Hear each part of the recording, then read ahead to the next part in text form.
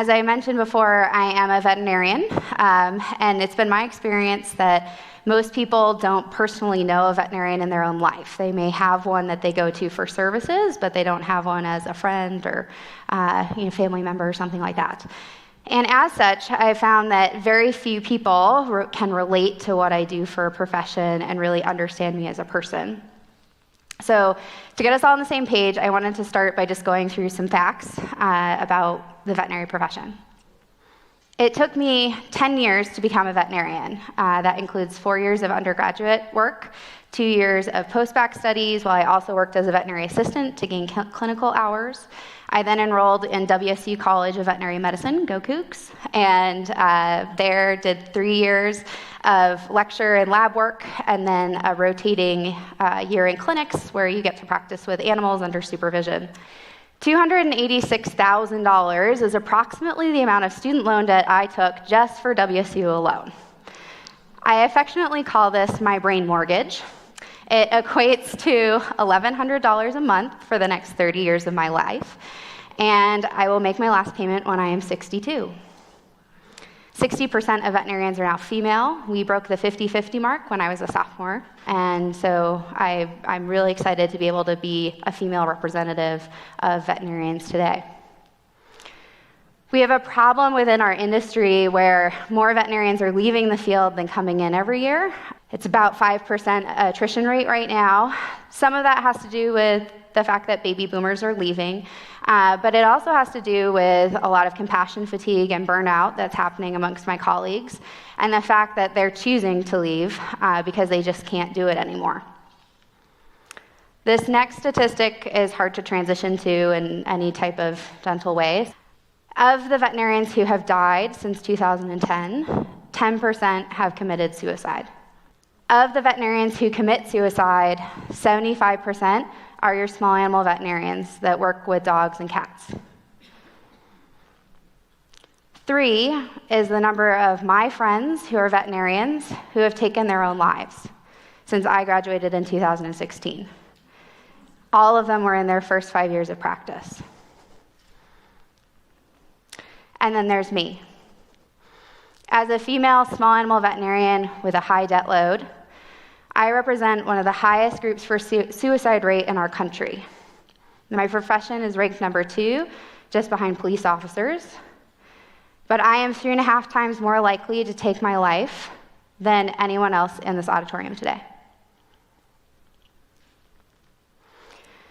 Now, I'm sure that was really shocking for most of you to hear, and not what you expect when you come to hear a veterinarian talk. The vast majority of people I introduce myself to picture me doing something like this. And they're not wrong. There are definitely great moments in veterinary medicine, and I love what I do. But usually I am snuggling a dog like this because I just dealt with a case like this. So I'd like to take you through a typical day at my veterinary practice right now. It's going to come at you pretty quickly, and that's okay. That's how I experience it myself. On this particular morning, this happened about 2 or 3 weeks ago, I arrived at the office around 7:45. I like to get there a little early so that I have time to review my schedule, what's coming in that day. But on this particular day, I was met in the parking lot by my technician. Dr. Bowden, you got to come in right away. Come in. There's a pet here. The owner's crying in the back. I don't know what to do. It's dying. I was like, okay, great. I'm coming. Ran into the back, assessed the pet, turned to the client, and turned and gave her my poor prognosis that the pet really wasn't doing well. And she turned to me and she said, but Dr. Bowden, you have to save her. And so I turned to my team and I said, guys, we need to place a catheter. I need to start fluid boluses. I need monitoring on this pet. We need blood work. We need x-rays, stat. Let's get going. And they're all rushing around trying to do all this stuff. Everybody's dropped what they're doing. They're focused on this pet. And while we're initiating treatment, the pet's heart stops. And so we start CPR, but she dies. And the client's bawling in the back with us. And so I turn to offer her a hug, and I'm consoling her. But I'm distracted because up over her shoulder is my other technician, Sarah, and she's popping her head around the corner, obviously trying to get my attention. And so as gracefully as I can, I transition from my hug and embrace of this client to go figure out what's going on with Sarah. So I walk over, and Sarah's like, oh, Dr. Bowden, I don't know that you know this, but it is 8:20, and your first appointment was supposed to be 8 a.m., and she's been waiting, and she's livid. She's going to be late to work. She said that if you're going to be disrespectful of her time, she's going to leave. She's going to put it all over Facebook. I said, okay, don't worry. I'll go in right now. What is she here for? She has a new puppy. They need vaccines. Great. So I walk up to the door, and I take a deep breath to compose myself. I put on my best award-winning smile. I open that door and I say, I am so sorry, Mrs. Smith. You have my complete attention. Oh my gosh, who's this cute little puppy you brought in? Where'd he come from? Congratulations on your new family member. And our day progresses from there. In the next room, I had a dog that has chronic allergies. The client was upset because she spends so much money at our practice every year, so I printed off all of her invoices to show to her for the 5th time that year that if she paid for the allergy medication, it'd be a lot less expensive than seeing me all the time. In the next room, we had a dog that had a bum leg. Turns out he blew out his knee, he needed orthopedic surgery, put that on the schedule for next week. Then I had a couple of wellness appointments, thank goodness, because I was still running behind, and those go a little bit quicker because they just need vaccines. And then after that, I was pulled aside by another technician, and she said, Dr. Bowden, we have a couple of drop-offs here.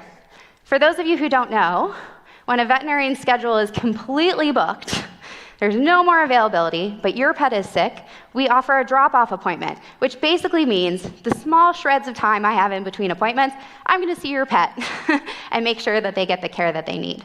So I pop into the back to assess these animals that weren't on the schedule. One had gotten into the trash. It was vomiting diarrhea all over the house, big mess. Weren't sure if it had a foreign body or maybe it just, had dietary indiscretion. We had a pet with diabetes that we were worried was really ill and might be in a life-threatening condition called diabetic ketoacidosis. And then there was a cat that had been attacked by a dog and it had wounds that needed repair. So I triage all these pets, I give the treatment plans to my technician, I tell her, call the clients, get it approved, I'll be back and talk with you later. So head into my next appointment. So one of my favorite clients, she's a little old lady, lives down at the retirement facility at the end of the road, and she comes in mostly because she just wants someone to talk to. She doesn't have any family in the area anymore, her husband passed away a couple years ago, and her decrepit, old, ancient, cute cat is her last remaining connection to her husband. And so she really wants Fluffy to just live forever. And so after that appointment, I walked into what we call same-day access, meaning an emergent appointment that had to be booked that morning. And there's a pet that can't stand. Went out to go to the bathroom, didn't come back in, owners went out, pet can't stand up. So I'm talking to them about it, and on one end, the female client's like, yes, Dr. Bowden, everything that you say, we're going to do all of it. We're going to go to WCU, we're going to see the neurology specialist, we're going to do back surgery, whatever it costs, money's no option. And her husband's sitting there like, I don't know what she's smoking, but we're putting the dog down. So I have to bring them on the same page and advocate for what's best for that pet. So I leave this and I go into a phone call slot. Phone call slots are for what it sounds like, phone calls. I have lab work I need to call people back on. I have medical records that I need to do. I still need to connect with those clients with those drop-off pets and figure out a plan for them. So I'm sitting down to prepare and do all this work when my receptionist pops her head in. She goes, oh, Dr. Bowden, I'm so glad I caught you. You're not doing anything. Mr. Johansson's up front. He came in for that diet you recommended for his cat about the crystals, but he doesn't really understand how it works. I don't know if you know, but I'm really busy. I have this whole line of people up front that I need to address. So I was just really hoping maybe you could come up and talk to him. And I've said, of course, that's what I'm here for. So I walk up front and talk to Mr. Johansson. And in doing so, know that now I'm not going to have a lunch hour because I was going to sedate that cat and do that. I'm going to have to stay late and make all these phone calls. And guess what time it is? We're only at 11 a.m. It's not even lunch yet.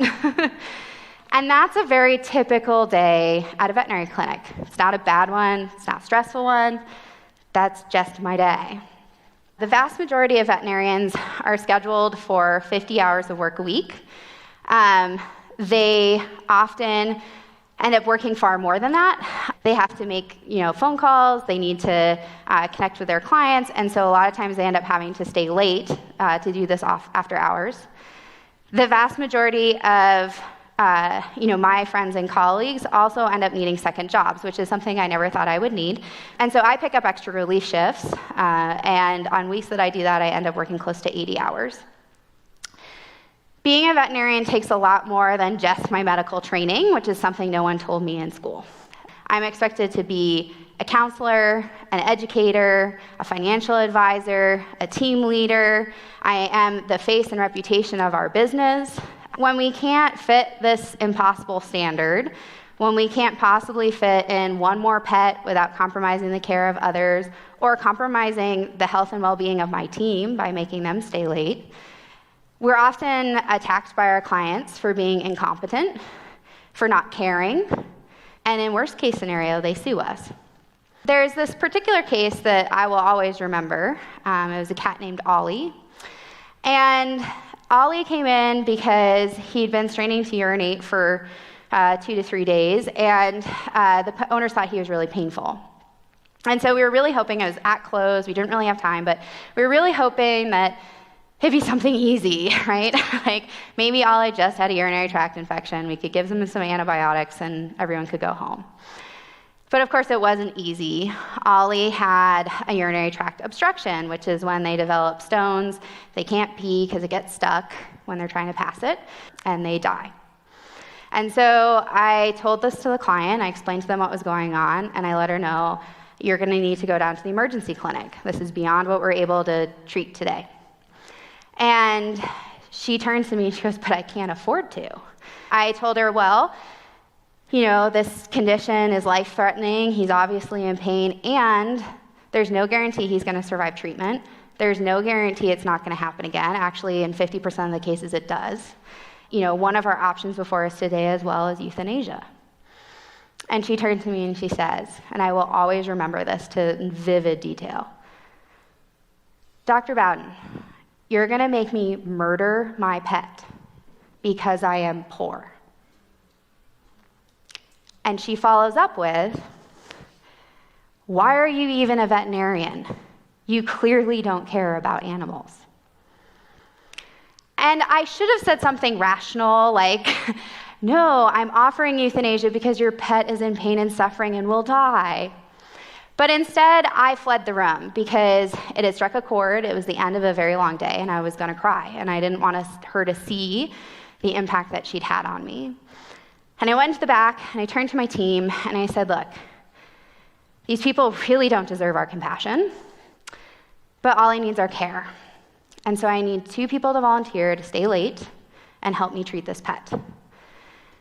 There is nothing more soul-crushing in life than having the skills and ability to help something helpless, and you can't do it because someone can't afford treatment. And in Ollie's case, we were able to save his life. But I didn't do it for them. I did a little bit for Ollie. But mostly I did it for me, because where I was at the end of that day, my mental health could not take taking that guilt home. So I took the consequences. I got berated by my practice manager the next day for adjusting the bill to what they could afford. My paycheck was docked for the difference. But I had saved the life. And I understand and empathize with my colleagues how, on the end of a really bad day, a bad shift, they get to a really dark place.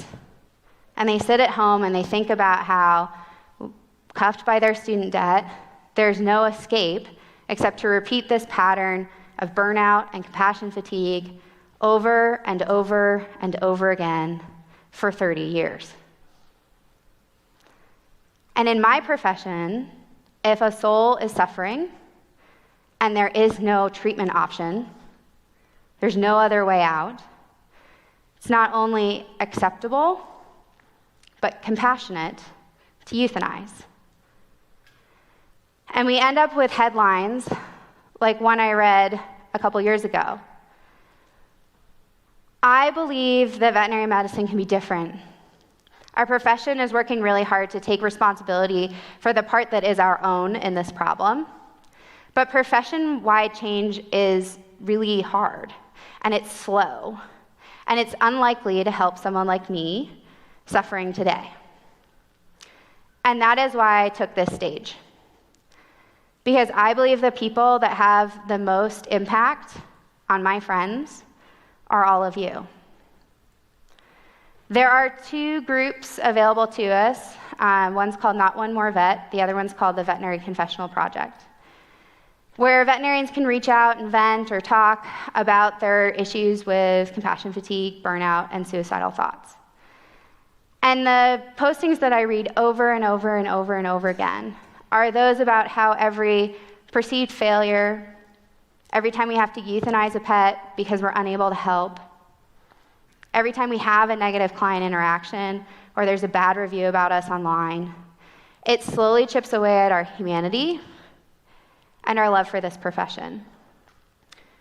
But the posts that really scare me are the ones where it alludes to the fact that a really negative client interaction, maybe like the one I had with Ollie's parents, tipped the scale, and it made that day their last day.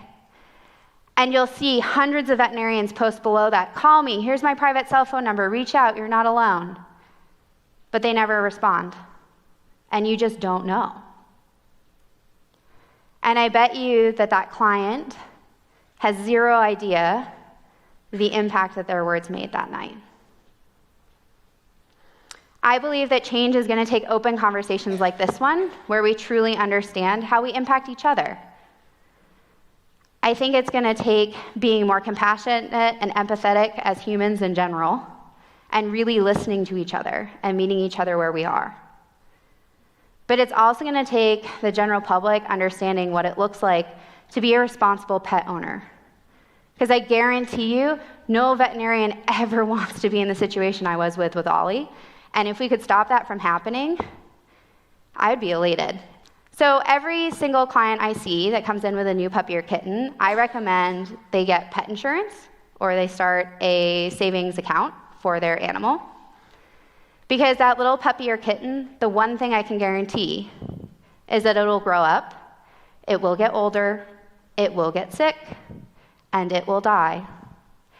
And difficult decisions and discussions will have to be had around not only what is medically possible for that animal, but what you can financially afford, and what your lifestyle actually allows you to do in terms of management of chronic disease in your pet.